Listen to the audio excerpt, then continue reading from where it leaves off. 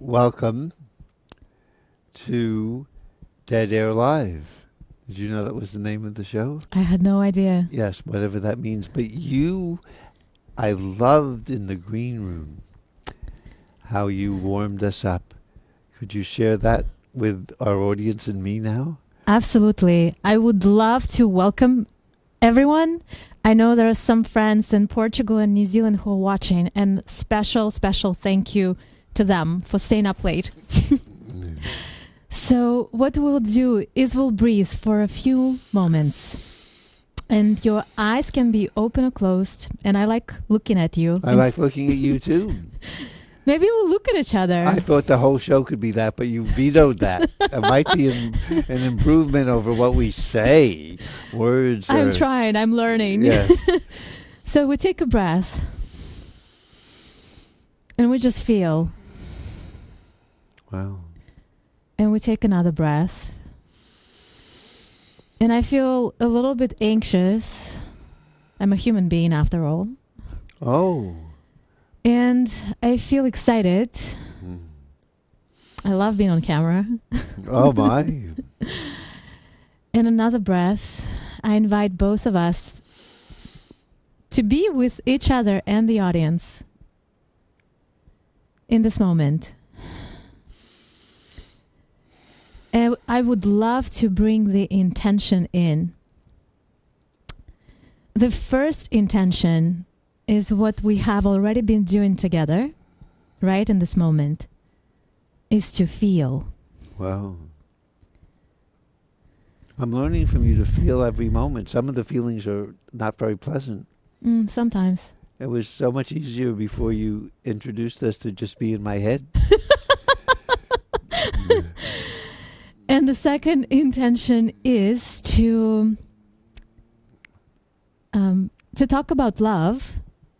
Just to talk about it. Wow. We'll play with it and see what happens. Well, there's a lot of love between us, I think. Absolutely. So maybe we can just be with it. We can do that. See what happens. And I mean, this is a kids-friendly show. Don't worry. And the third intention is, what was the third intention? Do you remember? I do remember the yes, third be intention. yourself. Be myself. Be myself. Yes. They're all actually this discussion about love sounds easy. They were all very hard. Yes. These are hard intentions. But we don't have to make them difficult. So we can just see where this takes us. Well, the feeling one I like. Okay. Because I'm not so aware, but thanks to you, there's a different feeling every moment. Not all pleasant. I had a feeling bypass. Let's think about feelings. It's very popular now to talk about emotional intelligence. Yes. And it is interesting. It's something that we're born with as children. We know how to feel before we know how to think. Oh, yes. Because children, I remember talking about emotions to my students at the university. And there was a baby who was looking at a mother who was singing a song to it. And the baby had eyes wide open and all the emotions you could see in baby's eyes. Oh, my. So the baby didn't know necessarily the words, but it knew that the song was about love. And the mother was beautifully singing to the baby, and the baby was crying at first and then laughing. And it was this full expression of emotions on baby's face. Oh, my. So we know it. So we can find that again, maybe. And then we forget. Oh. And then we can remember, maybe, thanks to...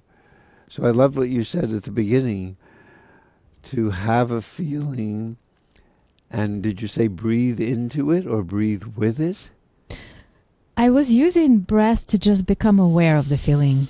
So I have a feeling, which I have now, and then my breath just helps me be aware of it.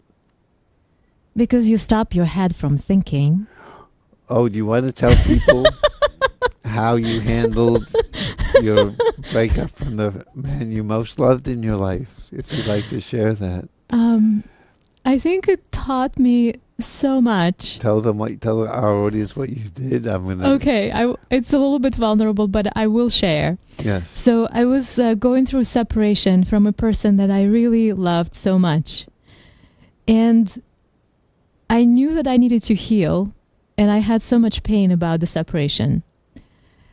And whenever I was thinking about it, it was as sharp knives going through my head. And any thought, it would be almost either self-destructive thought, or I was trying to figure things out. And by self-destructive, you mean? By self-destructive, maybe trying to figure out whether something is right or wrong, or whether I'm right or wrong. Oh, do you mean to be apart? Yeah. And why is that self-destructive? I think because once you make a decision, you have to just let go and stick with it, because the mind just goes into this logical dilemma of, is this right, is it not right? Yes, and how do you know? Well, you have to trust.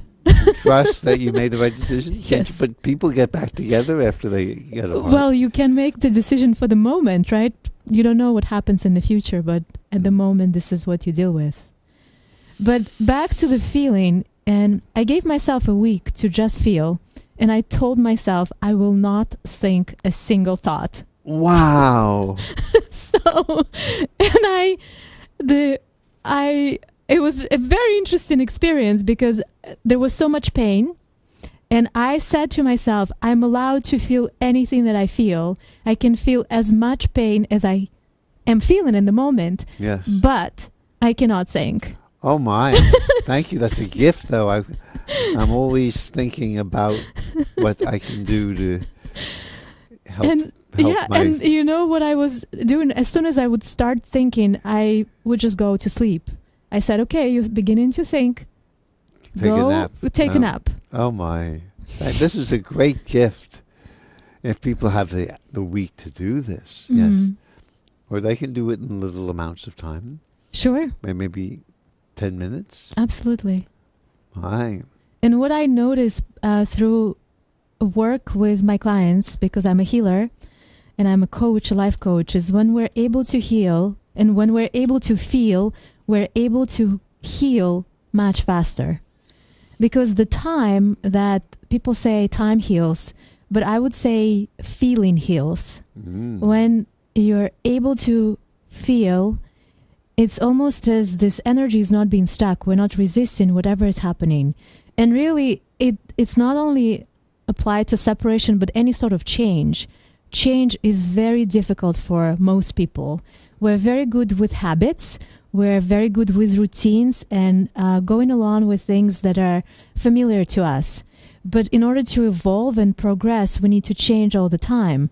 And there is, in business world even, there is the concept of adaptability intelligence, which is how quickly we're able to adapt to evolution and change. And interestingly, people who are more adaptable to change, also people who are more emotionally intelligent, because they're able to feel and they're not afraid of feeling. Wow. So if you're not emotionally intelligent, we can learn by this particular technique? Absolutely. I believe everybody can feel. And stop thinking. Boy, I could do that now. You can do the talking. I will do the feeling. I have a feeling right now that it's time for maybe sing one of your poems, because I feel when we are listening to music, it opens us. Oh, about feelings. It opens our feelings. Oh, and maybe I'll see what I feel about it rather than what I think about it. Exactly. So would you like to sing one? I would love to, but you have to give me an idea which one. Oh, let's see now. Maybe we sing together. Oh, I would try that in the green room, and I discovered I had this feeling, which was true, that if you sang it yourself, it had a special, that feeling of wow, and I didn't feel. So I would like you to, maybe since we did this, okay. This is a song I wrote for my beloved first wife after we parted. and I still feel love for her, and she lets me talk to her once a year. I call her every birthday, and we have an hour or an hour and a half conversation, which feels very freeing. That's beautiful. Airborne. So can I sing it to you? Yes. Okay. Airborne. I am here with you now. You are here with me now. I am you, and you are me.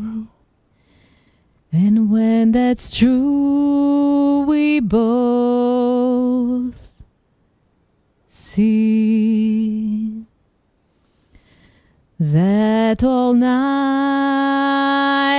bring our morns, and we die to be born. Loving you who love me, being true, we are free. Well, thank you. I feel like crying and happy. So I'm noticing my feelings now. Thanks to you. Like, according to you, I can breathe. I did my job. Yes. And what do I breathe? I'm a newbie with these feelings. I breathe into them, with them. Well, I love the way you described the story that happened to you last night and how you were able to feel. And that story really touched me. Oh. The way you were on a bicycle and tell the story. Well, no, it's different telling it on camera than telling it to you again. But I will try to feel it as if it's happening. Okay. So I'm going to visit a group that reads James Joyce's Ulysses that I've been to many times, but haven't for a while. And I'm just discovering, with help from people like you, to open my heart and have that, and not, meet you with my mind. Yes. And so I'm looking forward to, I'm biking there, it's a 2-mile bike ride. And I'm looking forward to, what would it be like to see these people I've seen, for years, but with a more open heart. And I get to the restaurant, the Korab, and I'm extremely uncomfortable. And I wanted to be comfortable. I was so looking forward to feeling love for all the people. And I'm sitting beside 2 lovely women, one married, one single, and feeling squished and not at all feeling open-hearted or enjoying being there. And since I wanted to enjoy being there, I started a war already. I was fighting up. And I didn't do anything. I just stayed in that place. And when I started reading this book I love, my mind tried to understand it. And my heart didn't like that either. Hey, you're not paying attention to me. I'm not happy, and you're trying to understand the book. What's wrong? So it's a real... Everyone else is having a good time. And at the end, when people get up, I feel better and talk to someone. I help heal her foot. She had wish she was on crutches. I have a feeling that many people, and I don't know if that's the feeling that you were experiencing yesterday, but I imagine many people feeling anxious, and they may in social situations. So it's easy for many people to feel love when they're alone, when they're by themselves. And some people have beautiful meditation moments and wonderful experiences when they understand the nature of God. And often they experience those moments alone. She just throws out, we're having a nice Somerville cable access television show, and just throws out. And when they understand the nature of God, then what? Where are we now?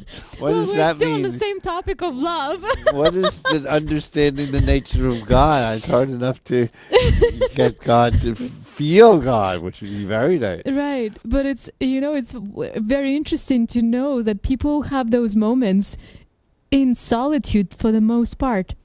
But it's, I think, whether it's social anxiety or the habitual way of closing, because you talked about your heart opening. Yes. And you were going to this beautiful event with an intention to love people. Yes. And you had your and heart... have a good time. And have a good time. Yes. And you were so open to the experience. And then here you find yourself amongst two women plus some. Yes, yes, two lovely women Two lovely that I women. really like, but crushed in between. So I wonder, I will pose both of us a question. How do you remain in the space of love when you are with others? Well, I'm going to keep going on the story and interrupt me again. So I feel a little better when it's over, and I wanted it to be over, and then I could stand up. Let's see how this works.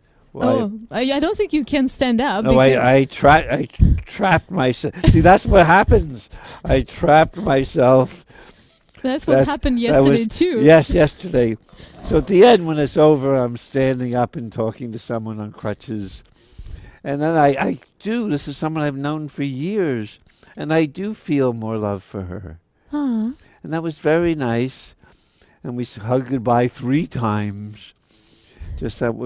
We talked and said goodbye, And then I'm biking home.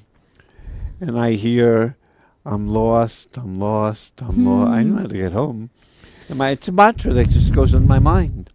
And I didn't particularly want it. But I've learned I say it, I'm lost. I go to sleep feeling lost. I get up in the morning and I have what I call a self-attack. Okay. Bam! I have a Zen master inside. Bam! Bam! Knocking down walls, really. Bam! And only about an hour into this, help me, oh Lord, I can finally feel it really felt like Jesus Christ energy coming through my heart. Talking about God. Yes. I broke the ice. It felt like I was holding this supposed love that I was opening my heart and holding it. I love him, feeling, rather than letting it out. Sure. And then I feel happy because I was scared I was going to be with you on television and feeling, wow, and you don't know that part of me because I'm usually happy when I'm with you. But that's true. But I tell you about it at least warning, giving you a Surgeon General's warning. So I'm going to bring both of us to the question of how we can keep our hearts open when we are with other people. I tell this story that I just told you to my downstairs neighbor. And he says, when you're feeling squished in between these two women, brilliant. I didn't think of it. There's a chair over there. I could go and sit in there's a single chair at the edge of the table, and that might have helped a lot. And it was connected to letting this energy out of my heart. I can let myself move. We just did that before the show. Like that. We were sitting in this small, cold room, you and I was feeling a little after about an hour. And I said, brilliant. It was after studying how to be a human being for over 50, 60 years. I'm going to interject here. I said, let's go outside. I'm going to use my tool. Yes. Oh, yes. I have a She's got the power. She has got the power. I was empowered prior to the show, so I'm using my power right away. So what I'm going to extract from you is a useful tip, is that if it's too much, right? If the feeling is too much, you can give yourself a little bit more space, because so that your sympathetic nervous system has a chance to cool down. Thank you. You see, we're making this is not just chatter. We're grounding this in science. Exactly. This is, in case you doubted, this is a very scientific show. So I'm going to say that, and just give a little bit of an explanation, because I think you gave one of those examples where many people feel that they're extremely open in their heart, and but in the presence of others, what interestingly happens is that there is really self-judgment that kicks in, because we are social beings and we immensely are interested in how other people perceive us, how they evaluate us, if they like us or if they don't like us. Well, you're kind. I didn't really care. Except one of my friends was, no, I didn't care that much. I was caring more how horrible I was. See, you're a thoughtful, considerate social, because you were brought up in Russia, communism, yes. Of course. Yes.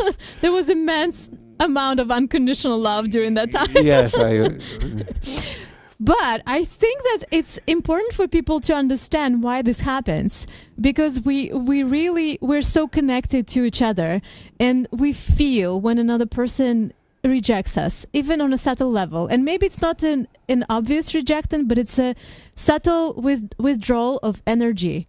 We are also energy beings, and we're very intuitive. So if somebody has a closed heart, yes, they may not say a word, but we feel and we know that. And the positive side is also, exactly, if you have an open heart, people feel it even though they don't know what's going on. Exactly. You get lots of stuff from them when they're happy to be. But here's one tip. Yes. Don't wait for other people to like you. Like them first. Well, I have to first like me. That's what I made the mistake. Yes. When I sat with that group, I didn't first tune into me and feel my own love for. I tried too hard to get in touch with their hearts. Of course. So you gave away your power to someone else to love you. I was just. I'll learn that eventually. It takes a little bit of there's time for all of us, I think. Yes, there's an old Hebrew saying: "If I'm not for myself, who will be for me?" Beautiful. If I'm only for myself, what am I for? And if I don't listen to this now, when am I going to listen? But begin with yourself. All right, so I'm hearing three things. We're already extracting so much useful information. In case you missed it, this is useful information. Trust her. In case you didn't think so. Tip number one is love yourself. So tell me how you do that. Well, I'm learning even something simple like putting my actual hand on my heart. Oh, I love that. And closing my eyes so you're not interfering with my self-love. It seems selfish. I'm an obstruction right now to self-love. No, but if I close my eyes, I can feel it. It feels very nice. I hope you don't mess it up by coming into my view. Now I open my eyes. Can I be me? Can I have that feeling with my eyes open and looking at you? I think soft focus would help. I'm going to make an angry face and I'm going to judge you desperately right now. Desperately? Desperately. That sounds very fearlessly. Romantic. I'll judge you fearlessly. Would you believe this woman? Is she judging me fearlessly and desperately? I wouldn't buy the Brooklyn Bridge from her. So, as I judge you fearlessly and desperately, can you love yourself and also like me while I turn on my judgment to the max? I think I need to first begin with me. Okay. Close my eyes. Oh, and then it comes without trying. It's like the sun. The sun gives us all this gift all the time without trying. And we're made out of the same stuff. We're made out of stardust. Oh, I didn't know that. Yes, this is a scientific show, and we were told that we are made out of exploding supernova, many of the minerals in our body. I love that. So I always thought I was a star. You are. You've discovered it now. So now I have more evidence for that. and so we naturally want to radiate out if we don't try too hard like I've always done. So that would be the way the simple technique to begin to love me and then discover, then I can love you even more. Yum.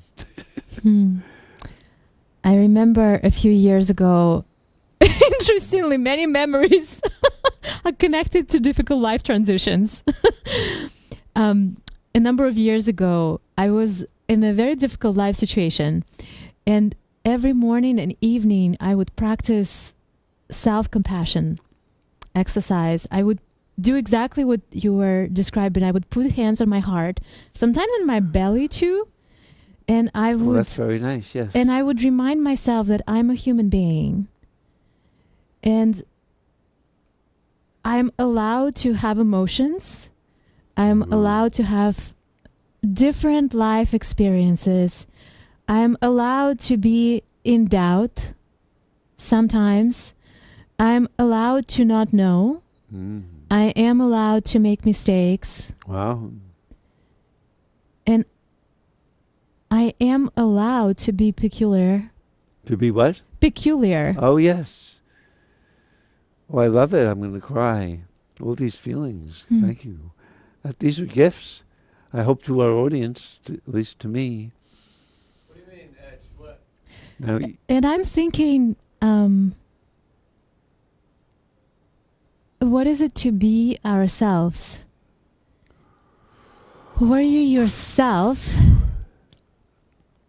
yesterday when you came? no, I thought I was. I was trying to, which is different than being myself. If I would just, I'm learning. I mean, we're a new friendship, and there's a temptation to try to be even something simple, like when you say goodbye on the phone, and I want to say blessings, and there's some part of me that says no, don't say goodbye like Maria said goodbye, and being myself would be to say blessings, and not to try to be socially acceptable. And who knows? I don't know you how you would receive that. Can I confess something? Yes. When you tell blessings to me at the end of a day, it's one of my favorite parts of the conversation. You see, I didn't know you see. So I'm going to learn to, and it's every moment to say, check in.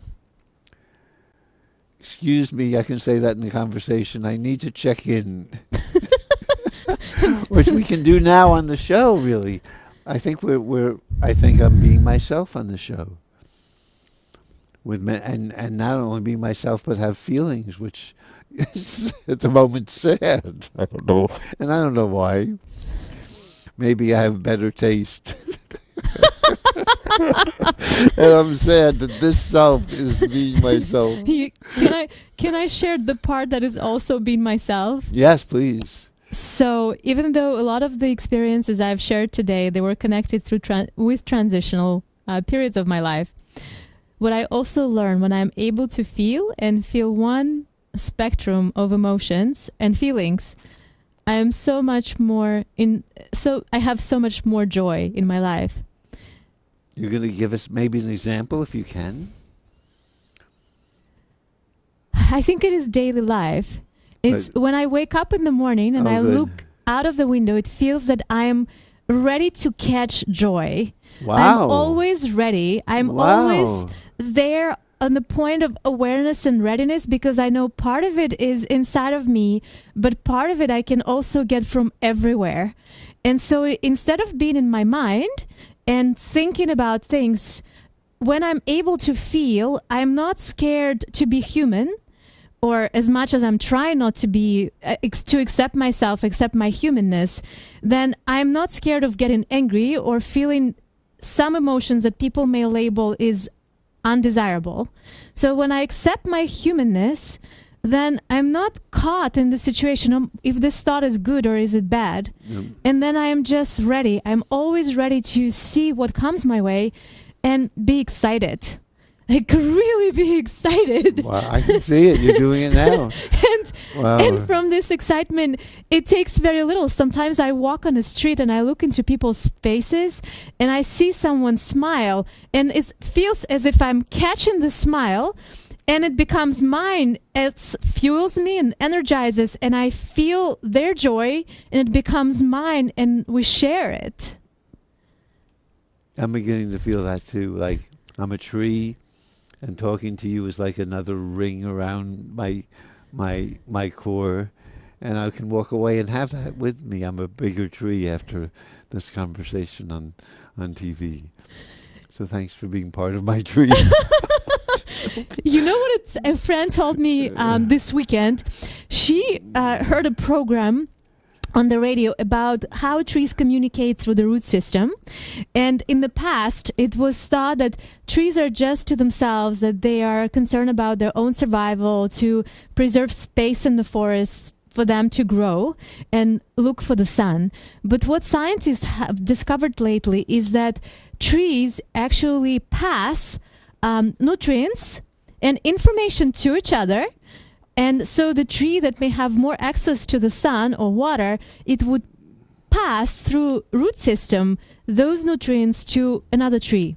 Wow. That is in need. Wow. So I feel the same thing with joy, because we share so much, and I don't have to only draw those sources of joy from myself, but I can feel up like going to a gas station from everywhere around me. Because if I were just my own tree, it would be too difficult and unsustainable to maintain my life. So I try to use all sources that are available to me.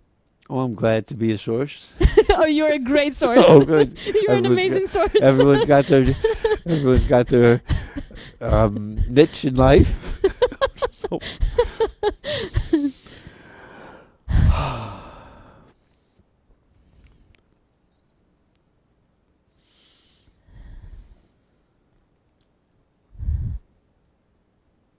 I have a question for you.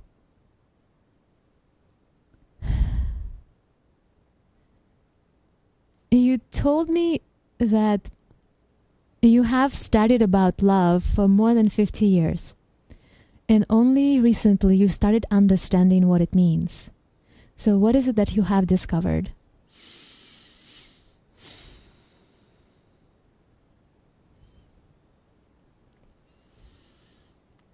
As I told you, I got one friend very angry. He had diabetes, and we've known each other for since 1989. He doesn't get along with most people. Very angry, with his diabetes especially. And he asked me, would you be there for me in my illness? And I said, well, I'm a follower of nonviolent communication, and I believe that we shouldn't do things out of duty, but out of joy.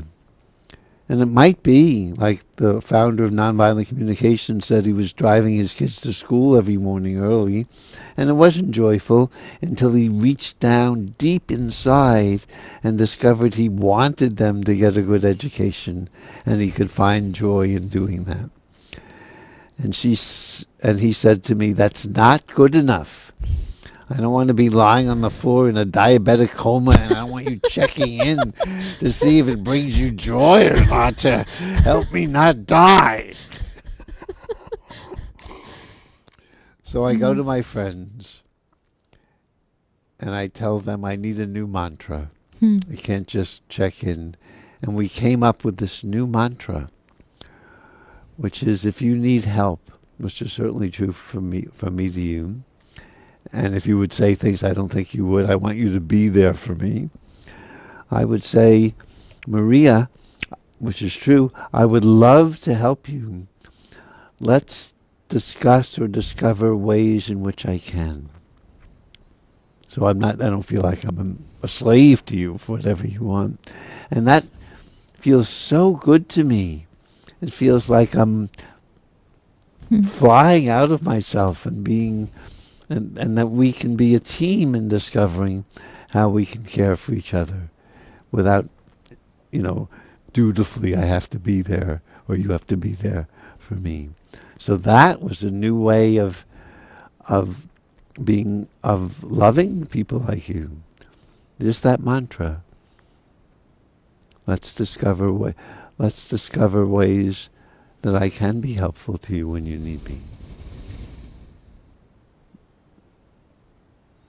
And I remember a few days ago when you told me, you said, I really feel that I love you, and it doesn't matter what you do, I feel I love you.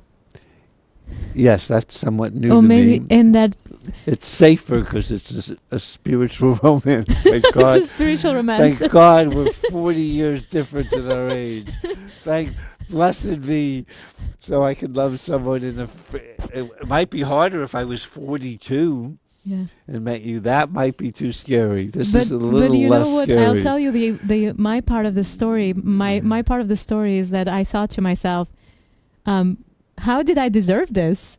You said that to me. I did say this. And How did I deserve and this? I'm not sure I like my answer. I said we both deserve each other. Yes. I don't know if it sounds too macho to say yes, we both deserve. Too sure of myself. One of my wonderful teachers, whom I respect so much, he told me, and those words are always in my mind. And he said that he's a continuous student of love, that it is very easy to love idealizing people or situations or even the planet in which we live, but just love things for what they are and seeing all the sides. And it's easy to love when people are nice, but when people are rude or angry, how is it that we maintain that love within our hearts when it's not easy to love people? Some people. Yes, I like I learned in Israel, serve God with the evil impulse or kill with kindness. Sometimes I love Yes. it as an attack. Oh, you're treating me so badly. I love you. Take that. Take that. You know what I learned is that it's never personal, that people are never personally mean to us. And I think this is what I have discovered by doing the healing work with my clients. Yes. And it's mostly that every time we put the shield of protection around ourselves, it's mostly because we're a little bit scared of being seen and love. Many people are very scared of love because I think just in the way we grew up, evolutionary, when even from our childhood, love is frequently conditional. It's based on our actions, based on how we behave and how we present ourselves in a given situation. So there are expectations. And I think because of that, of course, judgment appears. And for me, it's the process, the same way we talked about being able to feel as a child. The child doesn't know that love is conditional. The child loves unconditionally. Oh, yes? Is that yes? Of course. Doesn't get angry? And Well, but angry doesn't mean that it's not loved. So love doesn't look like smiling all the time, because you can be angry and still love at the same time. It doesn't look like a smile. You don't, because you can absolutely be in a very engaged discussion or anger fight with someone. It doesn't mean that you don't love. And I think there is a lot of confusion around that, because it doesn't mean pleasing everyone. You just gave an example of your friend that you felt that, okay, I'm able right now to do only this, but I'm not able to maybe do everything you're asking me for. yes. And this is what I'm able to give you.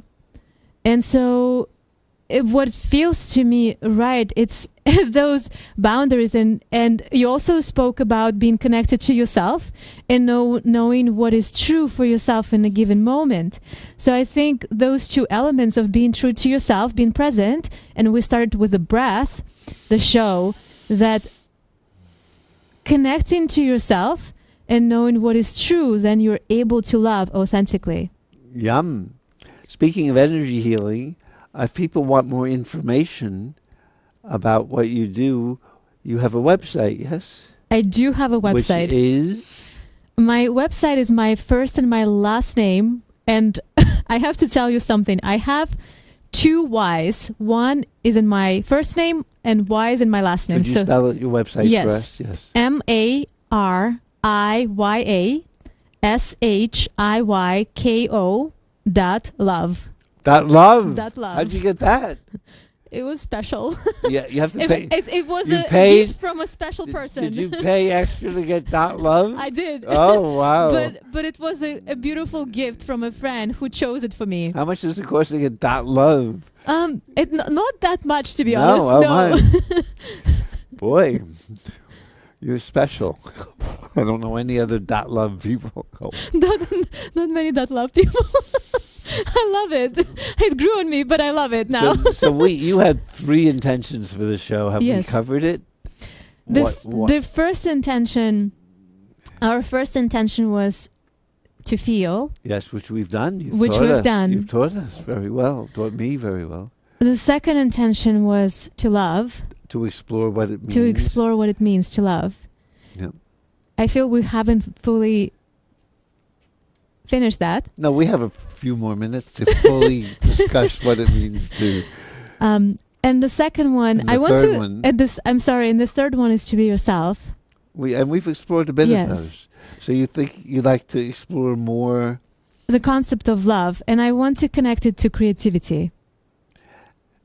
And you did love this lovely man who is a distant friend of mine, and that was the strongest love of your life.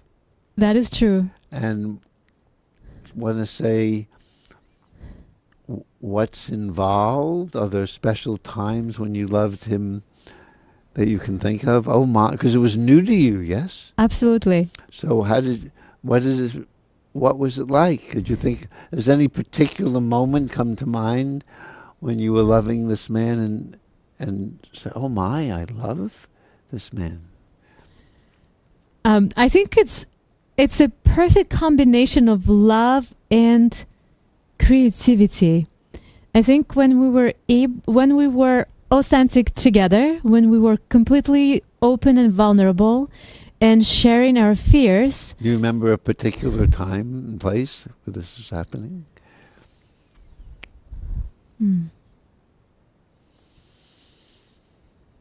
Yes. Would you like to share it? Yes.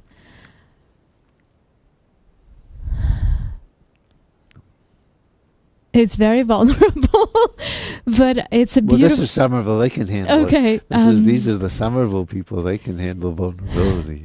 And I will put hands on my heart just because it feels so vulnerable. Wow. It's actually almost the last moment that I do remember, and I can feel tears in my eyes right now. And when both of us were just so open to each other at the very end, and I said, wow, this hurts so much.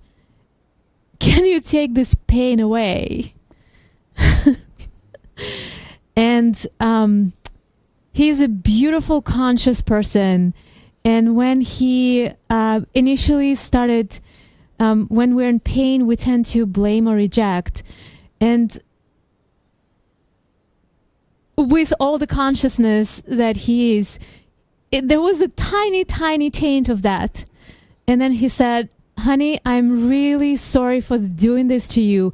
I don't want you to feel distant from me. I don't want to close my heart to you. I want to keep my heart open. And I think in that moment, when both of us spoke of our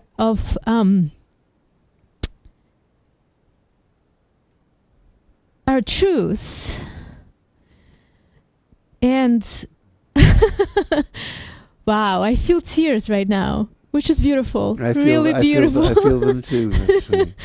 which And is really they do feel beautiful. beautiful and touch and sad too, about all of the above.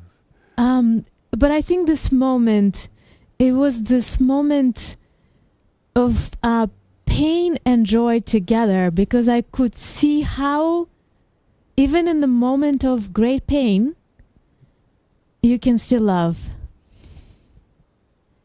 And you can still keep your heart open. And this is new to you.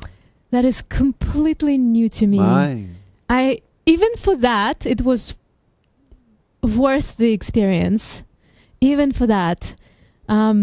Because I have never experienced even the transition in such a beautiful way. How do you keep your heart open even in pain?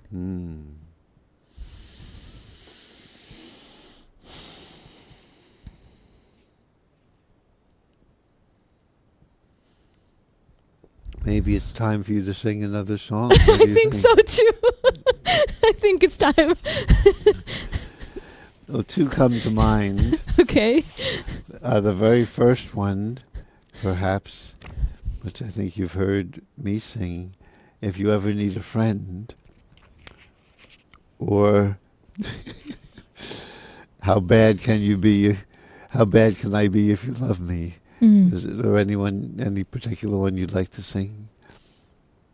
The second one to start with, maybe? Let's see if I can find it. We have an index now, thanks to my index of first lines.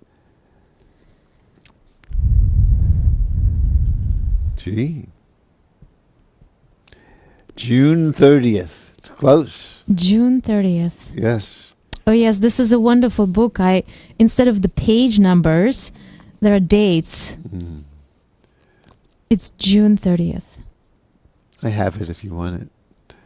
This one? You have it. Yes. It's called Bad Love. Okay. And you know the tune, I think, yes? I think I'm just making up the tune. Make it up. I could maybe sing it my way after okay. you sing it your Do you way. want to start it and then I'll tune in? Oh, well, this is how I sing it. Okay. Oh, Bad Love. How bad can I be if you love me? How bad can I be if you care? How bad can I be if you love me? And it feels like I'm walking on air. I've lost all my friends and my family.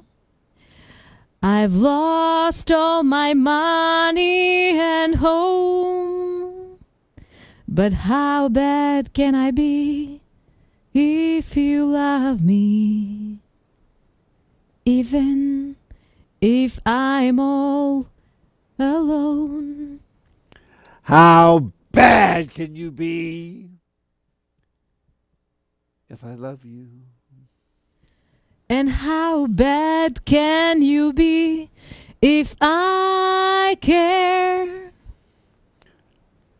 How bad can you be if I love you? And we feel like we're walking on air.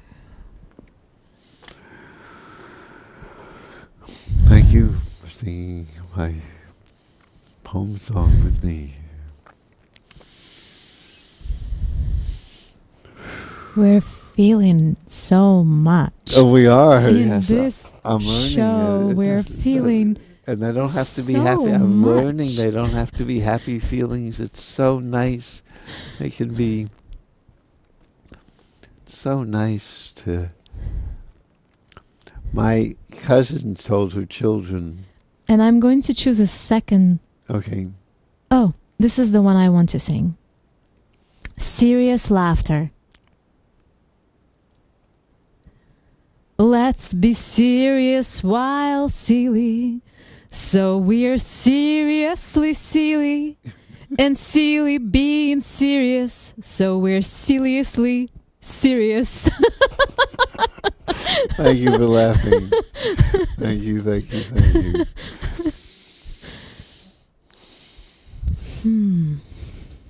My cousin told her children, my cousin Judy, I'll always love you.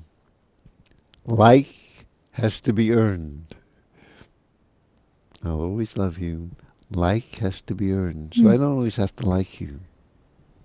I don't always have to like you. That's so freeing. And for you to know that you'll always be loved. But I might not like you. I'll take that with me. Yep. And I, the quote from one of my teachers that I admire very much, she says, love everybody and remember that you don't have to take everyone home with you. Because that would be a lot of work. Everyone home. So and I think what she meant by that is that we don't have to yell out about our love, but it's the energy inside.